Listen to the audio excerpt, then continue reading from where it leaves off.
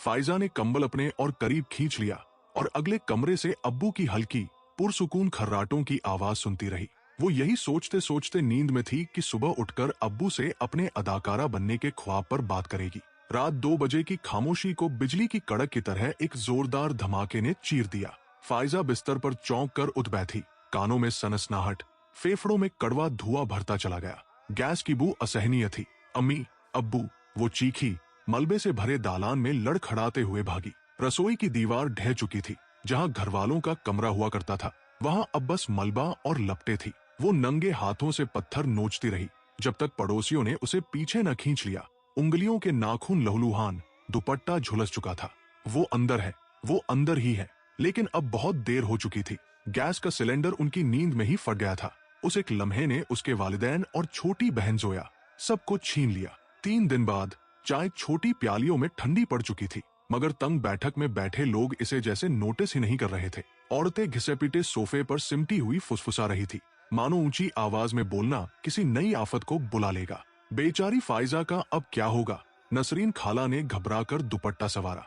एक ही रात में मां बाप दोनों, अल्लाह ही बेहतर जानता है। लड़की 20 बरस की है, पढ़ी लिखी, खूबसूरत, मोहल्ले की, समझदार। रूबीना बोली, जल्दी निकाह कर देना चाहिए। मेरा भांजा, मगर बिना खानदान, बिना जहेज, बिना सहारे की लड़की को कौन लेगा? शमीम ने टोक दिया। औरतों ने गंभीरता से सर हिलाए।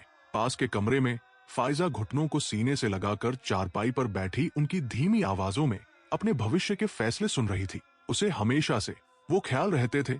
नसरीन ने आवाज और दबा ली, अदाकारी फिल्मों वाली बातें। उसके अब्बू बहुत फिक्रमंद रहते, कहते थे ये राह कहीं अच्छाई तक नहीं ले जाती। अब वो ख्वाब अपने आप बुझ जाएंगे। शमीम ने आखिरी फैसला सुनाया। हकीकत ऐसे ख्वाबों को कुचल देती है। लड़की को कोई व्यावहारिक काम ढूंढना होगा। मगर जैसे जैसे फाइजा ने दरवाजे से कान और सटा दिए, उसके सीने में कुछ सख्त होता चला गया। उसके ख्वाब नहीं बुझेंगे, नहीं बुझ सकते। अब वही तो उसकी पूंजी थे। उसे अपने गद्दे के नीचे छुपाए फिल्मी मैगजीन याद आए। काम करते करते होठों पर आ जाने वाले बॉलीवुड गीत और पर्दे पर अदाकाराओं को देखकर दिल की बेकरारी। जो होने वाला था उसका अंदाजा किसी को न था। 2 महीने बाद फाइजा मुंबई के रेलवे स्टेशन पर खड़ी थी, एक घिसापिटा डफल बैग और पते वाली मुचड़ी हुई पर्ची मजबूती से थामे हुए। शहर ने उसे आवाजों और बुओं की दीवार बनकर टक्कर दी।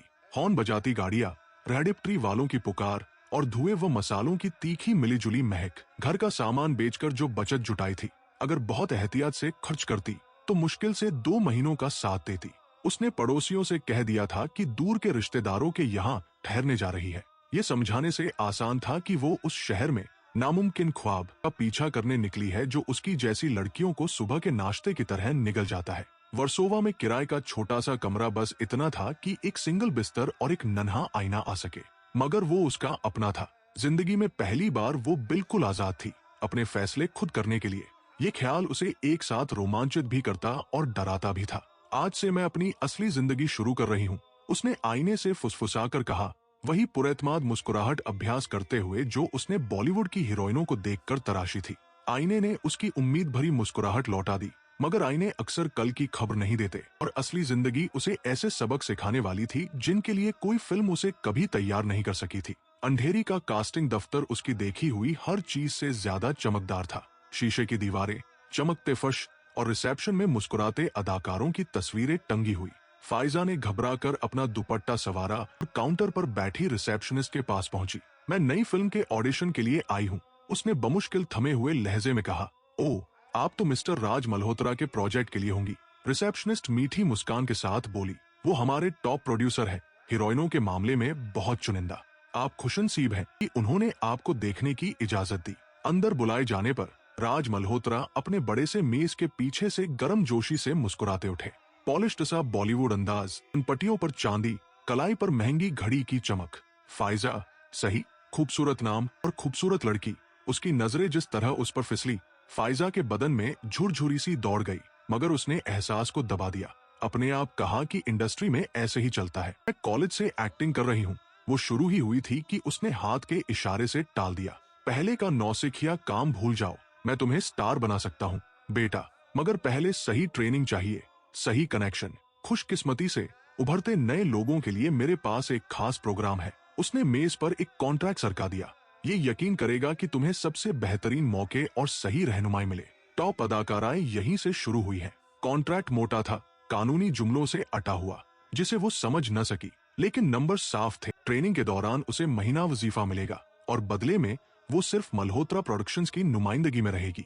बारीक हरफों की फिक्र मत करो, राज मुस्कराया। मुझे इस धंधे में 20 साल हुए, क्या मैंने कभी किसी शागिर्द को मायूस किया है? उत्साह से हल्का सा कांपते हाथों से फाइजा ने दस्तखत कर दिए।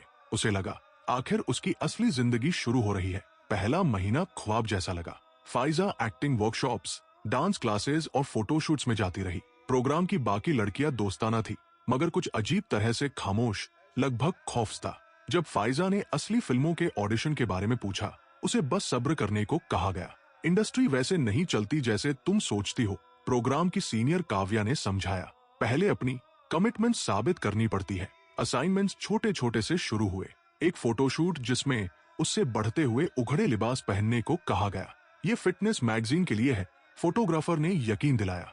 बहुत टेस्टफुल, बहुत आर्टिस्टिक। फिर इन्वेस्टर्स के साथ खास डिनर्स आए, जहां उससे दिलकश रहने, बेमजा चुटकुलों पर हंसने और कंधों पर ज्यादा देर टिके हाथों को बर्दाश्त करने की उम्मीद थी। ये नेटवर्किंग है, राज ने उसके हिचकिचाने पर समझाया। हर कामयाब अदाकारा ऐसा ही करती है। सोचो, बड़ी बड़ी स्टार्स ने शुरुआत कैसे की होगी, मगर डिनर्स देर रात की पार्टियों में बदल गए, फोटोशूट्स वीडियो सेशंस बन गए।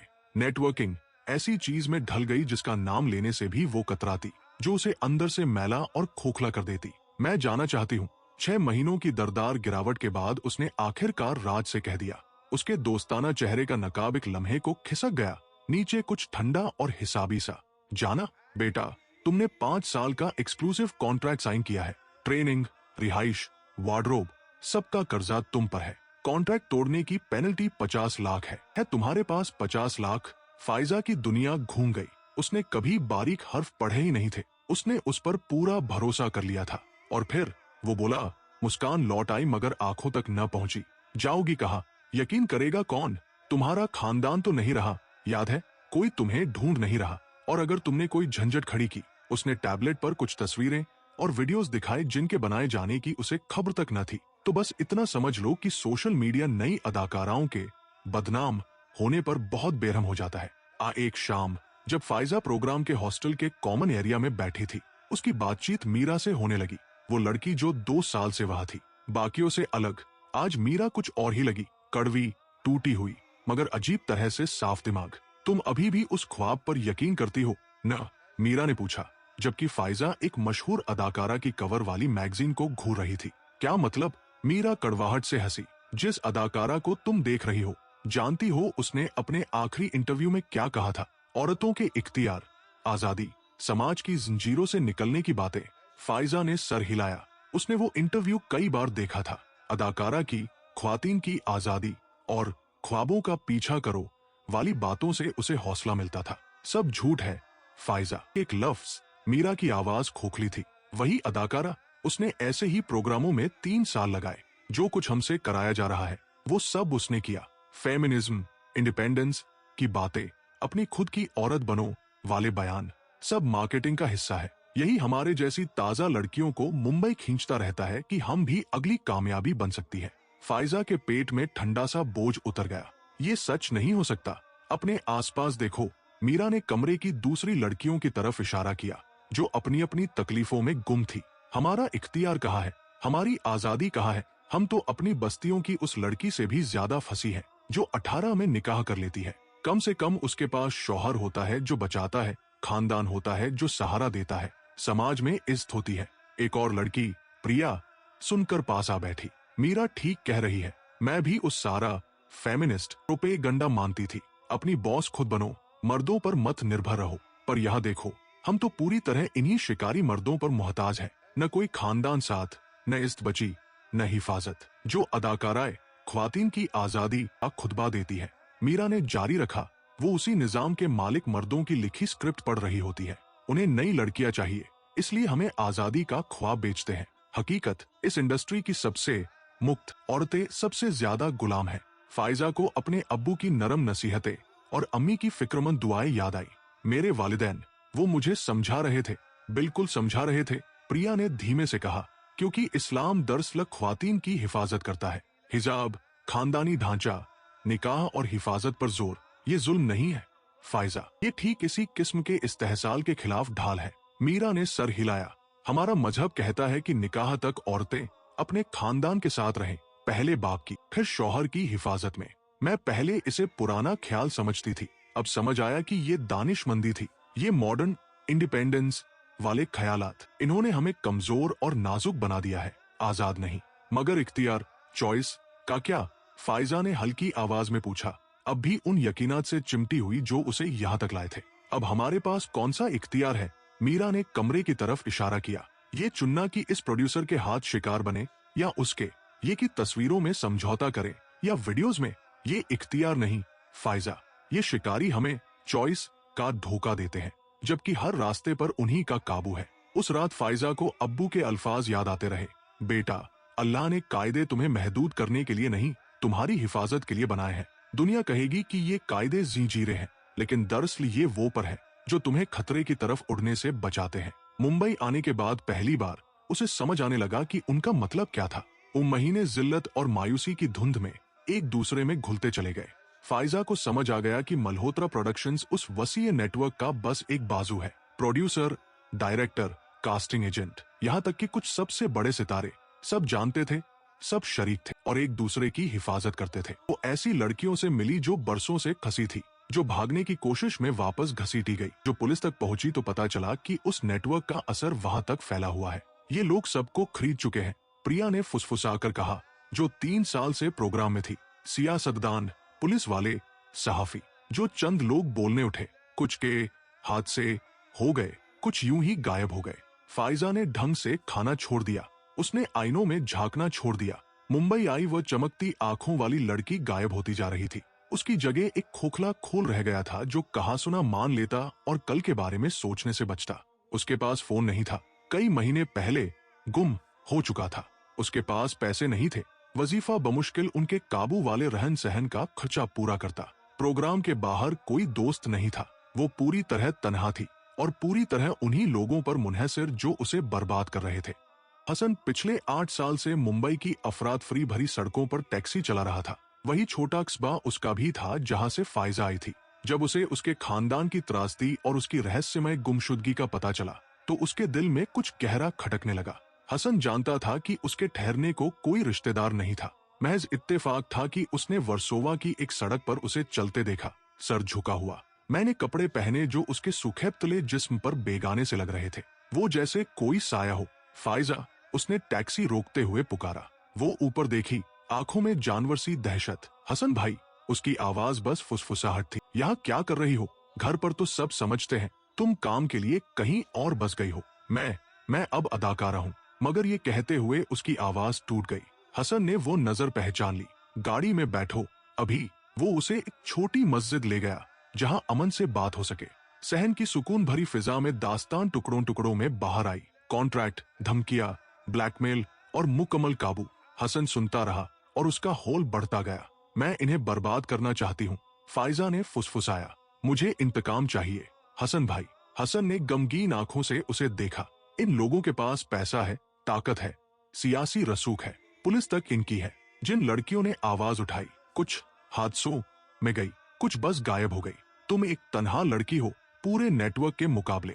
अगर अभी इंतकाम लेने निकली, वो तुम्हें मार डालेंगे तो वो यूं ही बच निकलेंगे। उसकी आंखें आंसुओं से भर गई। फिलहाल हाँ, लेकिन मैं तुम्हें यहाँ से महफूज निकाल सकता हूँ। ये हसन की राह दिखाने से फाइजा मलेशिया निकल गई, जहाँ वो हिस्ता हिस्ता संभलने लगी। मकामी मस्जिद ने उसकी मदद की और उसका निकाह इब्राहिम नाम के एक नेक और दीनी शख्स से हो गया। इब्राहिम ने उसे वही हिफाजत और सुकून दिया जिसकी उसे सख्त जरूरत थी। उसकी देखभाल में उसे आखिर वो अमनो इत्मीनान मिला जिसकी उसके वालिदैन हमेशा दुआ करते रहे।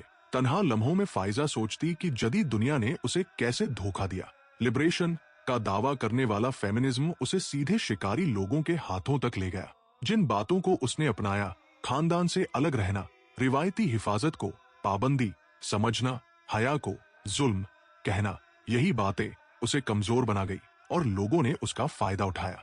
उसे याद आया कि इस्लाम ऐसे फ्रेब से बचने की नसीहत देता है। कुरान कहता है, और अपने घरों में ठहरी रहो और जाहिलियत तेवला की तरह अपना बंठन न दिखाओ।